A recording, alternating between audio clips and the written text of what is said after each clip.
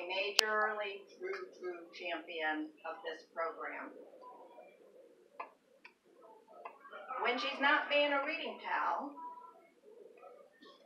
Merissa is a communication analyst for Polk County School Board. She previously worked as the City of Auburndale's communication manager responsible for social media, crisis communications, publicity, and promotions. Prior to switching to public relations, Merissa spent 13 years working at the Ledger, covering education, government, public housing, and crime stories. Her work has garnered her multiple state awards. She was most noted for her coverage of slain Lakeland lottery winner Abraham Shakespeare that led numerous national television appearances, including MSNBC's American Greed, Investigation Discovery, Oxygen Snapped, TV's One Justice by Any Means, and E Investigates Curse of the Lottery. Green made her international debut for her investigative reporting on UK television last February. Merissa is a 2000 Florida A&M University graduate. There's more letters, Pam. And she has a degree in newspaper journalism. She is also a 2008 graduate of the New York Times Leadership Academy at Harvard University. Green's honors include a Community Service Award from Polk County Chapter of Del Sigma Theta and recipient of Girls, Inc. She Knows Where She's Going, 2013 George Jenkins Award. Green received the L.B. Brown Festival Legacy Award earlier this year. She is also a United Way Reading Pal volunteer, member of the Florida Public Relations Association, Dick Pope chapter, and volunteers for her PR experience for the American Cancer Society's Making Strides for Breast Cancer.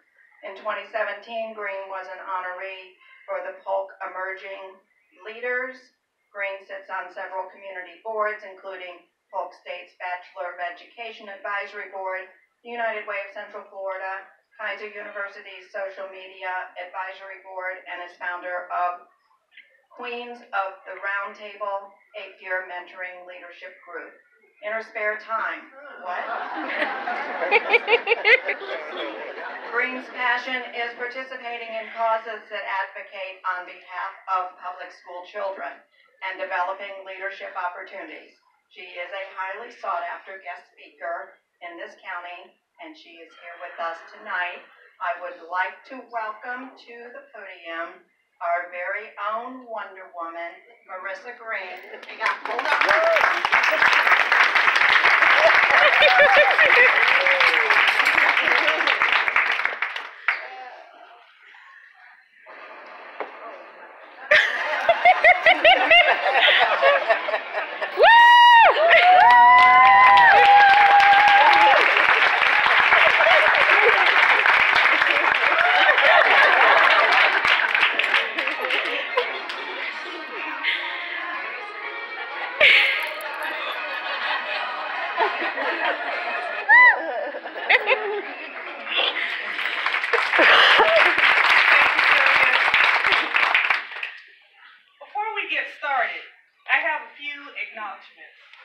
First, I want to say thank you to the captain of our ship, Sylvia Palmer, for asking me to speak this evening. She is a real Wonder Woman. So I have a little pin from Sylvia.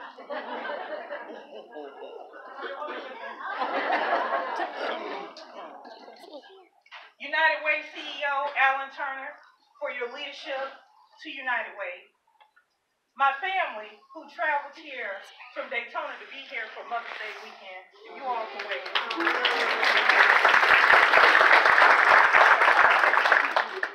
My cheerleader, Linda McDuff, who wants to become a reading pal, because the mandate was for us to bring somebody who would be a reading pal, so I brought my plus one.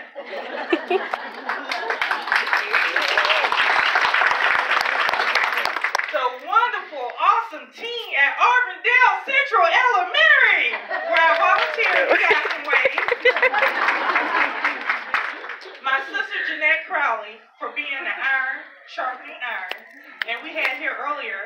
Superintendent Jacqueline Bird, for allowing me to be a superhero on behalf of the school district.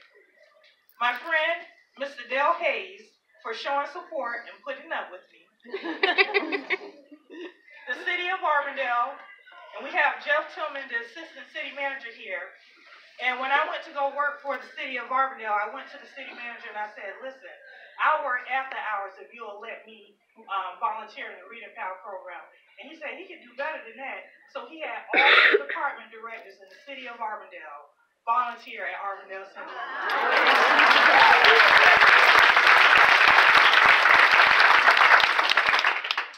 Finally, I have a special recognition for my kindred spirit, Mira Plant, and her mother, Brittany Plant. Stand up, Mira, so everyone can see you. You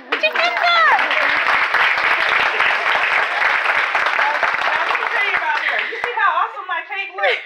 And I'm going to tell you what that V stands for in a second. Mira is in the second grade at Caldwell Elementary, and Mira made my cake.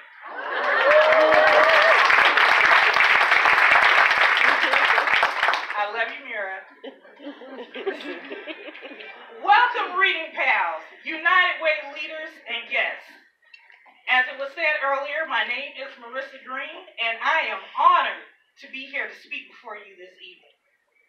It's not every day you get to see a black woman running around in a purple cape with a tiara and bulletproof bracelets. Let me stand here for a moment so you can take that in.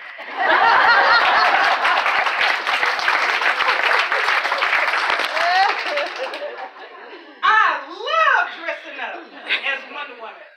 I feel a certain amount of resilience and fierceness when I suit up for action.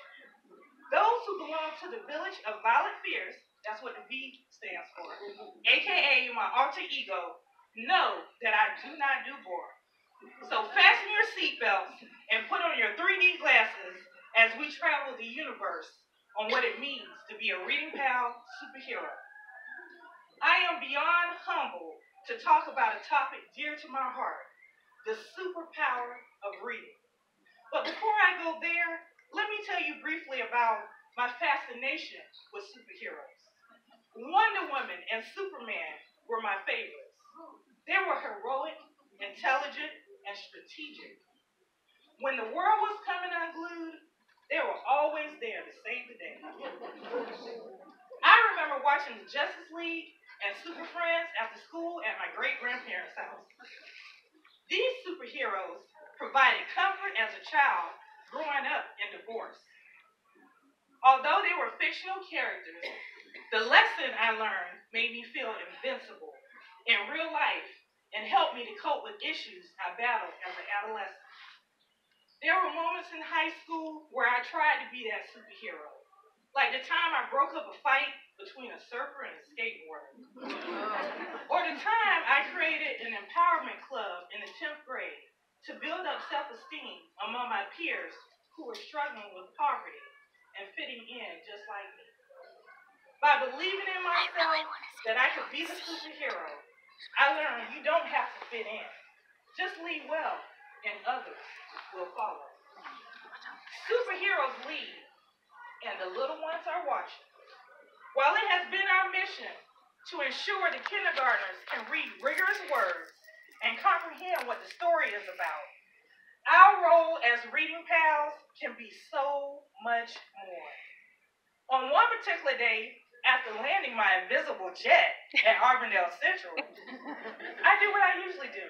I check in, I head to my class, I take attendance for the hour-long reading session. This day, however, was different. As I was taking roll with my Wonder Woman pen, one of my students took notice, smiled wide, and said, "Ooh, Wonder Woman. I love Wonder Woman." And then all of a sudden, he changed his facial expression to a sad one and said this, "I wish I could work for Wonder Woman." When he said that, I thought to myself, why is he thinking about working in kindergarten? And then my heart was touched by the very thought at this tender age, he was already thinking about working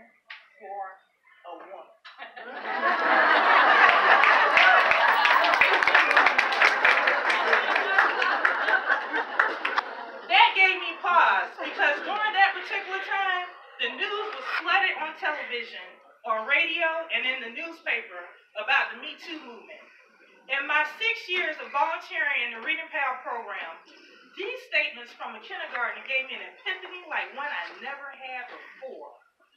With the things we see wrong happening in our nation and even in our own backyards, we, as Reading PALs, have the opportunity to be the difference. Now let me remind you, our number one job while we are in the classroom every week is to read. But it is how we do it that will make great citizens for the future. Look at me. At maximum, there may be 3 other students in my kindergarten class that look like me too. I'm conscious of that fact because I want my interactions with these students to be positive, and I want to be the opposite of the stereotypes among desensitized people. Children do not forget. They are sensitive to everything and everyone around them.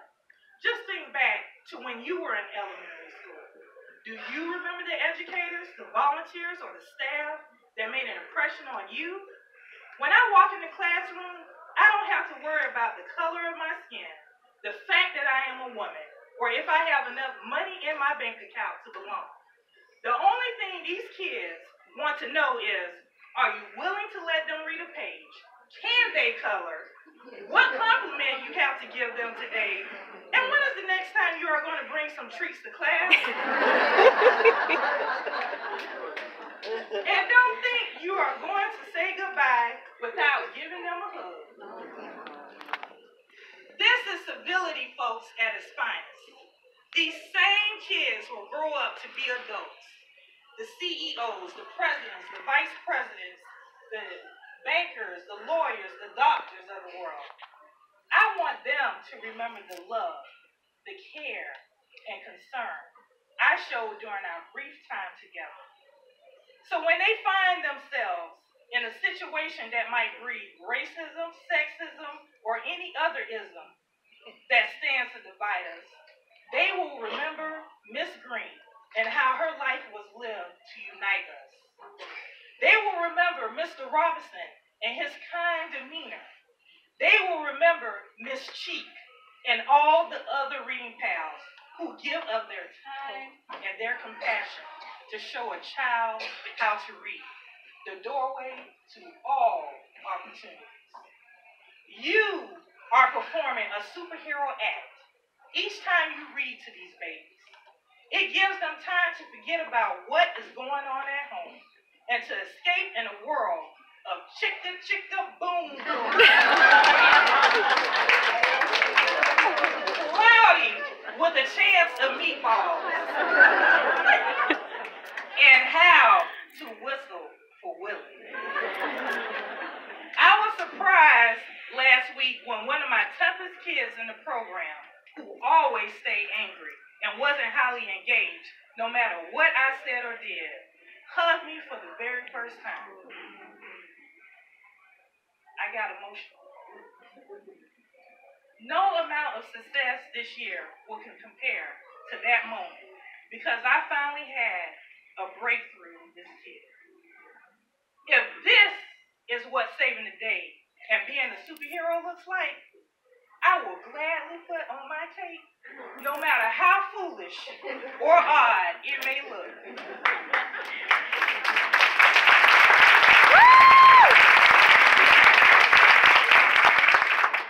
I taught a kid how to read today. What did you do? So as you leave here this evening, remember this. Always power pose. Be a page turner and change our world one story at a time. Thank you.